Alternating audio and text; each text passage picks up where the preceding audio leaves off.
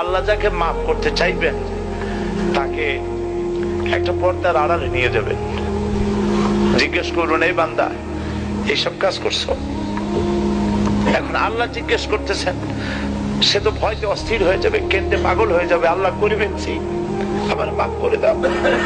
আল্লাহ পাক তার জবানে সমস্ত পাপের কথা শুনে সে যখন অনুতপ্ত হয়ে কাঁদতে থাকবে, আল্লাহ বলবেন, যা মাফ করে দিলাম, জান্নাতে চলে যা। এইটা হচ্ছে হিসাব ইয়াসির। আল্লাহুম্মা হাসিবনি হিসাবান ইয়াসিরা। কাবা শরীফ মানুষ যখন তাওয়াফ করে, এই তাওয়াফের ষষ্ঠ তাওয়াফে একটা দোয়া আছে। এই দোয়া আমি যখনই পড়ি আমি চোখের পানি রাখতে পারি না। ষষ্ঠ চক্কর একটি দোয়া আছে, দোয়াটা হচ্ছে, আল্লাহুম্মা ইন্না আলাইয়া হুকুকান কাসীরান ফীমা বাইনি ওয়া বাইনাক।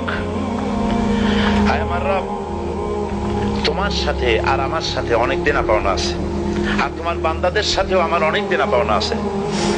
তা আমি তোমার বান্দাদের কাছে যে বিষয় ঋণী আছি, সেই ঋণ পরিশোধের জন্য তুমি আমাকে যোগ্যতা দাও, পরিশোধের তৌফিক দাও।